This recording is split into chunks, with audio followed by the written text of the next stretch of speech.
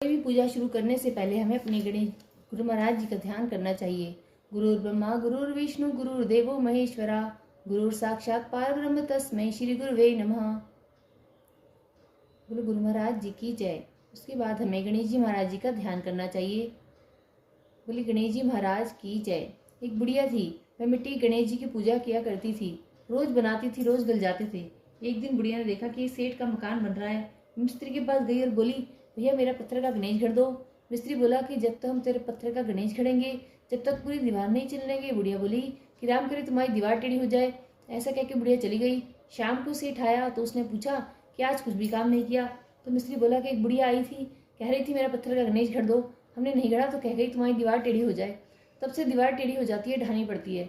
सेठ ने बुढ़िया को बुलवाया और कहा कि हम तुम्हारे सोने के गणेश जी गढ़वा देंगे, तुम्हारी दीवार सीधी करा दो। सेठ ने बुढ़िया को सोने के गणेश जी गढ़वा दिए। उसकी दीवार सीधी हो गई। जैसे सेठ के बेड़े काम सीधे करे ऐसे हम सबके करना। कहते सुनते हुंकारा भरने वालों के करना।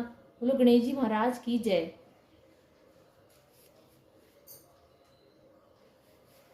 कार्तिक महात्म 7वां अध्याय।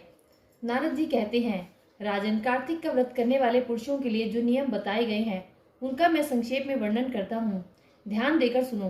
अन्न देना, गौओं को ग्रास अर्पण करना, वैष्णव पुरुषों के साथ वार्तालाप करना तथा दूसरे के दीपक को जलाना या उकसाना, इन सब कार्यों से मनीषी पुरुष धर्म की प्राप्ति बतलाते हैं। बुद्धिमान पुरुष दूसरे के अन्न, दूसरे की शैया, दूसरे की निंदा और दूसरे की स्त्री का सदा ही परित्याग करें तथा कार्तिक महीने त्यागने की विशेष रूप से चेष्टा करें। उड़द, मधु, सौवीरक तथा राजमाश की राब आदि अन्न कार्तिक का व्रत करने वाले मनुष्य को नहीं खाने चाहिए। दाल, तिल का तेल, भाव दूषित तथा शब्द दूषित अन्न का भी प्रति मनुष्य परित्याग करे। कार्तिक का व्रत करने वाला पुरुष देवता, वेद, द्विज, गुरु, गौ, व्रती, स्त्री, राजा तथा महापुरुषों की निंदा छोड़ दे। बकरी, गाय और भैंस के दूध को छोड़कर अन्य सभी पशुओं का दूध मांस के समान वर्जित है। ब्राह्मणों के खरीदे हुए सभी प्रकार के रस, तांबे के पात्र में रखा हुआ गाय का दूध, दही और घी, गड़े का पानी और केवल अपने लिए बनाया हुआ भोजन, इन सबको विद्वान पुरुषों ने आमिष के तुल्य माना है। व्रती मनुष्यों को सदा ही ब्रह्मचर्य का पालन भूमि पर शयन, पत्तल में भोजन और दिन के चौथे पहर में एक बार अन्न ग्रहण करना चाहिए। कार्तिक का व्रत करने वाला मानव प्याज, लहसुन, हींग, छत्राक, गोबर, सत्ता, गाजर, नालीक, मूली और साग खाना छोड़ दे। लौकी, भाटा, बैगन, कोहड़ा, भलुआ, भतुआ, लसोड़ा, कैथ भी त्याग दे। जो कार्तिक में तेल लगाना, खाट पर सोना, दूसरे का अन्न लेना और कांस के बर्तन में भोजन करना छोड़ देता है, उसी व्रत का परिपूर्ण होता है। गृहस्थ पुरुष रविवार के दिन सदा ही आंवले के फल का त्याग करें। इस पृथ्वी पर भोग और मोक्ष का प्रदान करने वाले जितने भी क्षेत्र हैं वे सभी कार्तिक का व्रत करने वाले पुरुष के शरीर में निवास करते हैं। मन, वाणी, शरीर और क्रिया द्वारा होने वाला जो कुछ भी दुष्कर्म या दुष्स्वप्न होता है वह कार्तिक व्रत में लगे हुए पुरुष को देखकर तत्काल नष्ट हो जाता है। इंद्र आदि देवता भगवान विष्णु की आज्ञा से प्रेरित होकर कार्तिक का व्रत करने वाले पुरुष की निरंतर रक्षा करते रहते हैं। ठीक उसी तरह जैसे सेवक राजा की रक्षा करते हैं। जहाँ सबके द्वारा सम्मानित वैष्णव व्रत का अनुष्ठान करने वाला पुरुष नित्य निवास करता है, वहां ग्रह, भूत, पिशाच आदि नहीं रहते। कार्तिक महात्म 7वां अध्याय समाप्त। सोमवार की कथा।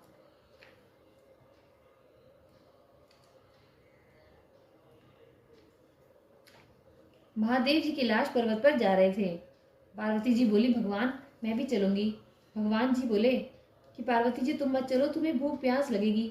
बोली, महाराज मुझे भी ले चलो, मैं भी चलूंगी। रास्ते में बोली कि महाराज मुझे भूख लगी है, मुझे तो खीर खांड का भोजन चाहिए। महादेव जी बोले कि मैंने तो पहले ही कही थी कि मत चलो। एक साहूकार के घर आए। साहूकारनी बोली कि महाराज क्या चाहिए। महादेव जी बोले कि हमारी पार्वती जी को खीर खांड के भोजन चाहिए। वो बोली, मोड़ा मोड़नी ने खीर खांड के भोजन चाहिए थे तो घर में क्यों न रहे। आगे चल दिए। एक बुढ़िया मिली, बोली, आओ महाराज बैठो। महादेव जी बोले कि पार्वती जी ने खीर खांड के भोजन चाहिए। बुढ़िया लोटा लेके चल दी। महादेव जी बोले कि बुढ़िया कहाँ चली। मैं बोली कि दूध चावल खांड लेने जाऊँ हूँ। महादेव जी बोले कि घर में देखे तो दूध के टोकने भरे हैं, चावल की परात भरी है, खांड की बोरी धरी है, टोकना भर के खीर बना ली। महादेव पार्वती जिमा दिए। बुढ़िया बोली कि अब इसका मैं क्या करूं, मेरे तो कोई भी नहीं है। महादेव जी बोले कि आंख मीच ली, आंख खोल के देखा तो खूब परिवार हो रहा है। अब बोले कि महाराज कहाँ रखूं। महादेव ने झोपड़ी की लात मारी, महल हो गया। अब खीर कटोरे भर भर के बांटने लगी। साहूकारनी आई, बोली तेरे खीर कहाँ से आई। बोली हमारे महादेव पार्वती जी आए थे। साहूकारनी बोली कि मेरा धन तो तेरे गिर गए, मुझे तो कुछ भी न रहा। अब वो भागी चली गई, मुड़ा मोड़नी ठहरी है। बोली मेरा धन उसको क्यों दे दिया। महादेव जी बोले कि तेरे ना करी तेरे ना हो गया, उसने हाँ करी उसके हाँ हो गया। मैंने तो ना उठाया ना डाला, पकड़ के खड़ी हो गई। महाराज जी कुछ दो, तेरी तेलड़ी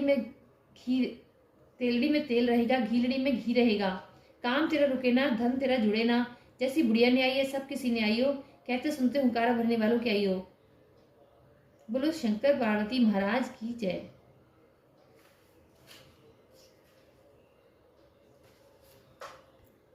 प्रेम बाबा सीता माता की कथा। राम आए लक्ष्मण आए, देश के पुजारी आए, नित नेम का नेम लाए। आओ राम बैठो राम, माखन मिश्री खाओ राम, दूध बताशा पियो राम, सूत के पलका पोठो राम, शाल दुशाला ओढ़ो राम।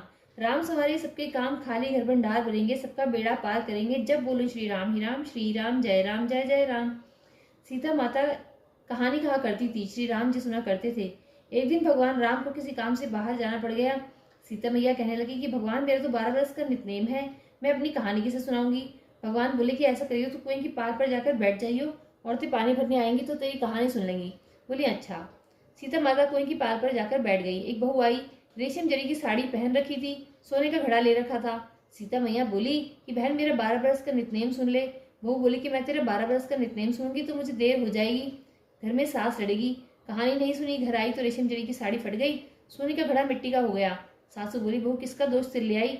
बहू बोली कि सासू जी दोष क्या, कुएं की पाल पर एक औरत बैठी थी, कह रही थी मेरी कहानी सुन ले, मैंने नहीं सुनी तो ऐसा हो गया। अगले दिन सास वही साड़ी पहनकर वही घड़ा ले गई। सीता माता बैठी पाई, मेरी कहानी सुन ले बहन। सास बोली कहानी एक बार छोड़ 4 बार सुन। राम आए लक्ष्मण आए, देश के पुजारी आए, नित नेम का नेम लाए। आओ राम बैठो राम, तभी रसोई जीमो राम, माखन मिश्री खाओ राम, दूध बताशा पियो राम, सूत के पलका पोठो राम, शाल दुशाला ओढ़ो राम, शाल दुशाला ओढ़ो राम। जब बोलू श्री राम ही राम, राम सवारे सबके काम, खाली घर भंडार भरेंगे, सबका बेड़ा पार करेंगे। श्री राम जय जय राम। मैं बोली बहन कहानी तो बहुत अच्छी लगी। घर गई तो रेशम जरी की साड़ी हो गई, सोने का घड़ा हो गया। वो कहने लगी कि सासू जी तुम कैसे कर लाई। वो तो दोष लगा लाई थी, मैं दोष उतार आई। ऐसी वो कौन थी। वो सीता माता थी, पुराने से नया कर देती हैं, खाली घर भंडार भर देती हैं, लक्ष्मी जी का वास करते हैं और जो कुछ इच्छा हो उसे पूरी कर देती हैं। अच्छा सासू जी ऐसी कहानी मुझे भी सुना दो। ले भाई तू भी सुन ले, फिर उसे कहना ही है।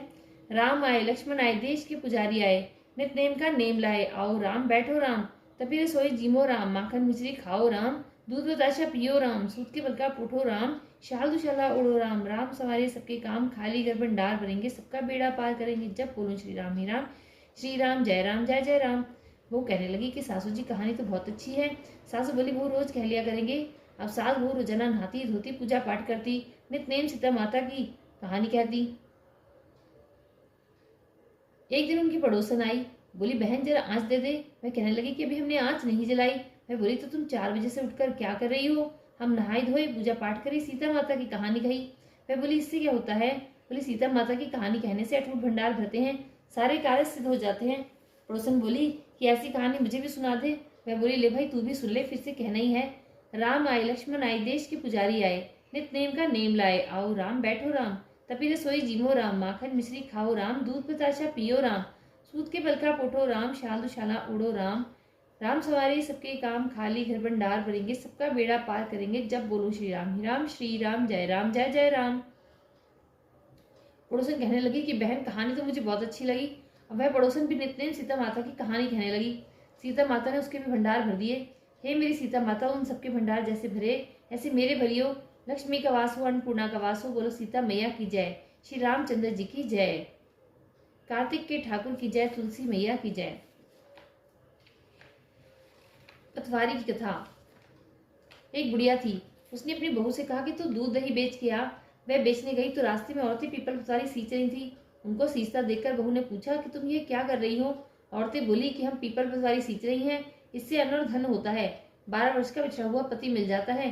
बहू बोली ऐसी बात है तो तुम पानी से सींचती हो तो मैं दूध से सींचूंगी। गुजरी बहू रोजाना दूध दही बेचने नहीं जाती, रोजाना दूध तो पीपल में और दही पतवारी में सींच देती। सास दूध दही का दाम मांगती तो कह देती कि महीना पूरा हो जाने पर दूंगी। कार्तिक का महीना पूरा हो गया। पूनम के दिन बहू पीपल पथारी के पास जाकर बैठ गई। पथारी ने पूछा कि तू मेरे पास क्यों बैठ गई? बहू बोली कि सास दूध दही का दाम मांगेगी। पीपल पथारी बोली कि मेरे पास क्या दाम रखा है, ये भरा डीला पान पुतुरा है, इसको ले जा। बहू ने वही ले जाकर कोठरी में रख दिया और डर के मारे कपड़ा उड़कर सो गई। सास बोली कि बहू पैसे ला। बहू बोली कोठरी में रखा है। सास ने कोठरी खोल के देखी तो हीरा मोती जगमगा रहे हैं। सासू बोली बहू इतना धन कहाँ से लाई? बहू आकर देखे तो सच्ची में ही धन भरा हुआ है। बहू ने सास को सारी बात बता दी। सास ने कहा कि अब की कार्तिक मैं भी पथवारी सींचूंगी। कार्तिक आया, सास दूध दही तो बेचाती, हांडी धोकर पीपल पथारी में चढ़ा देती। आकर बहू से कहती कि तू मेरे से दाम मांग। वह कहती थी कि सासू जी। कोई बहू भी दाम मांगती है पर सासू कहती कि तू मांग। बहू बोली सासू जी पैसे लाओ। वह पीपल पथवारी के पास जाकर बैठ गई। पीपल पथवारी ने सास को पान पुतुरा भरा डीना दे दिया। उसने ले जाकर कोठरी में रख दिया। बहू ने कोठरी खोलकर देखा तो उसमें कीड़े मकोड़े बिलबिला रहे हैं। बहू ने कहा कि सासू जी यह क्या? सास ने आकर देखा तो बोलने लगी कि पीपल पथारी तो बड़ी दोगली पटपीटन है, इसको तो धन दिया, मुझको कीड़ा मकोड़ा दिया। तब सब कोई बोलने लगे कि बहू तो सबकी भूखी सींचे थी, तुम धन की भूखी। हे पथवारी माता, जैसा बहू को दिया ऐसा सब किसी को दियो, जैसा सास को दिया ऐसा किसी को नहीं दियो। बोलो कार्तिक के ठाकुर की जय, तुलसी मैया की जय। तुलसा जी की कथा। कार्तिक के महीने में सब कोई तुलसा माता को सींचने जाती। सब कोई तो सींच के आ जाती, पर एक बुढ़िया माई आती और तुलसा माता से रोजाना कहती कि तुलसी माता सबकी दाता, मैं बिरला सींचू तेरा, तू कर निस्तारा मेरा। तुलसा माता अडुआ दे, लडुआ दे, पीताम्बर की धोती दे, मीठा मीठा घास दे, वैकुंठ का वास दे, चटके की चाल दे, पटके की मौत दे, चंदन का काट दे, झालर की झिंकार दे, साई का राज दे, दाल भात का जीवन दे, 11 का दिन दे, कृष्ण का कांधा दे। इतनी बात सुनकर तुलसी माता सूखने लगी। भगवान ने पूछा कि तुम्हारे पास तो इतनी औरतें आती हैं, तुम्हें जिमावे गावे तो भी तुम कैसे सूखने लगी? तुलसी माता ने कहा कि एक बुढ़िया माई आती है जो रोजाना इतनी बात कह कर जाती है। मैं और तो सब कुछ दे दूंगी, पर आप श्री कृष्ण जी का कांधा कहाँ से दूंगी? थोड़े दिन बाद बुढ़िया माई मर गई। सब कोई उसको उठाने लगे, पर वह इतनी भारी हो गई कि किसी से उठे ही नहीं। सब कोई कहने लगे कि पाप घाट की माला फेरती थी जिससे इतनी भारी हो गई। भगवान बूढ़े ब्राह्मण का रूप धारण करके आए। सबसे पूछने लगे कि इतनी भीड़ क्यों हो रही है? सब बोले कि बुढ़िया मर गई है, पाप नहीं थी इसलिए किसी से नहीं उठती। तब भगवान बोले कि इसके कान में मुझे एक बात कहने दो तो ये उठ जाएगी। सबने कहा कि तू भी मन की निकाल ले। भगवान ने जाकर उसके कान में कहा कि बुढ़िया माई तू बिरला सींचे मेरा, मैं करूँ निस्तारा तेरा। बुढ़िया माई अडुआ ले, गडुआ ले, पीताम्बर की धोती ले, मीठा मीठा घास ले, बैकुंठ का वास ले, चटके की चाल ले, पटके की मौत ले, चंदन का काट ले, झाल के झिंकार ले, साई का राज ले, दाल भात का जीवन ले, 11 का दिन ले, कृष्ण का कांधा ले। इतनी बात सुनते ही बुढ़िया माई हल्की हो गई। भगवान कंधे पर ले गए, उसकी मुक्ति हो गई। हे मेरी तुलसी मैया, जैसे उसकी मुक्ति करी ऐसे हमारी करियो, जैसे उसको कांधा दिया ऐसे हमको भी दियो। बोलो तुलसी मैया की जय, कार्तिक के ठाकुर की जय।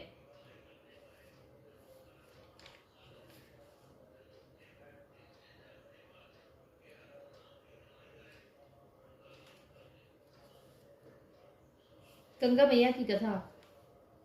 एक सास थी, कार्तिक नहाती, 12 कोस जाती 12 कोस आती।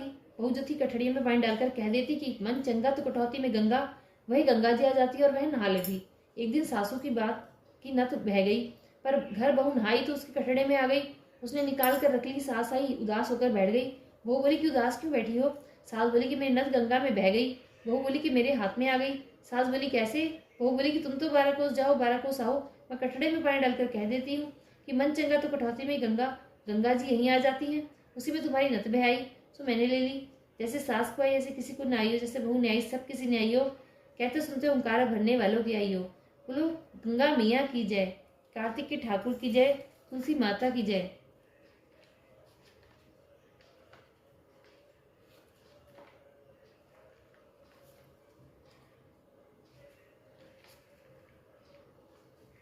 तारा भोजन की कथा। एक साहूकार की बहू तारा भोजन कर रही थी। उसने सास से कहा कि सासू जी मेरी कहानी सुन लो। सास बोली कि मुझको तो पूजा पाठ करना है, मेरे पास समय नहीं है। जिठानी के पास गई, भाभी जी मेरी कथा सुन लो। जिठानी बोली कि मुझे तो अभी खाना बनाना है। देवरानी से कहा तुम मेरी तारा भोजन की कथा सुन लो। वह बोली कि मुझे तो बच्चों को स्कूल भेजना है, उन्हें देरी हो रही है। उसने ननद से कहा कि दीदी जी मेरी कहानी सुन लो। वह बोली कि उन्हें देरी हो रही है। ननद बोली मेरी तो ससुराल से बुलावा आया है, मुझे ससुराल जाने की तैयारी कर रही है। राजा के पास गई, बोली आप मेरी कहानी सुन लो। तो राजा बोला कि मुझे तो व्यापार काम करना है, हिसाब किताब देखना है, मेरे पास समय नहीं है। वह दौड़ी हुई पड़ोसन के पास पहुंची। पड़ोसन से बोली कि बहन मेरी कहानी सुन ले। वह बोली, हाँ बहन सुना। साहूकार की बहू ने कहानी सुनाई, पड़ोसन ने सुनी और हुंकारा भरा। इस तरह पूरा कार्तिक हो गया। भगवान विमान लेकर आए।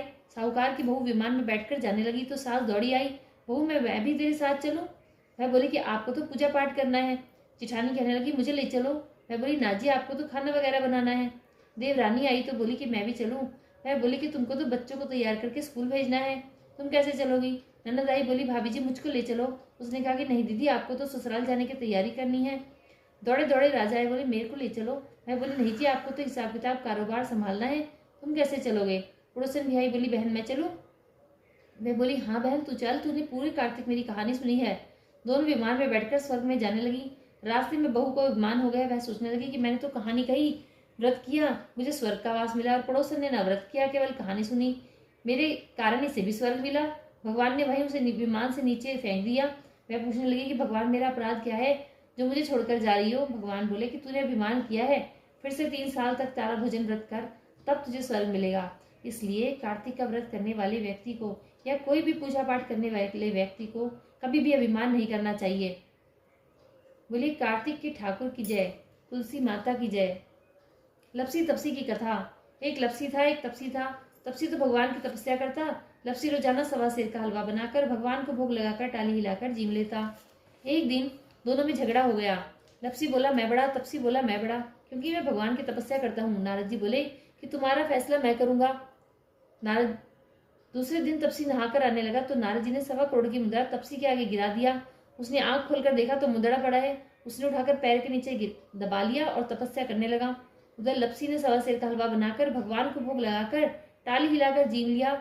इतने में नारद जी आए, दोनों को अपने पास बिठाया। दोनों पूछने लगे कि कौन बड़ा है। नारद जी ने तपसी से कहा कि अपना पाँव हटा। पाँव हटाते ही मुद्रा निकला। तब नारद जी बोले कि मुद्रा चुराने से तेरी तपस्या भंग हो गई, इसलिए लपसी बड़ा है। तपसी कहने लगा कि मुझे मेरी तपस्या का फल कैसे मिलेगा? नारद जी बोले कि तेरी तपस्या का फल कार्तिक नहाने वाली देंगी। सब कहानी कहकर तेरी कहानी नहीं कहेंगी तो कार्तिक का फल तुझे हो जाएगा।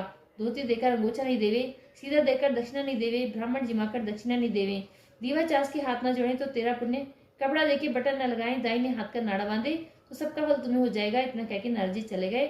बोलो कार्तिक के ठाकुर की जय, तुलसी माता की जय।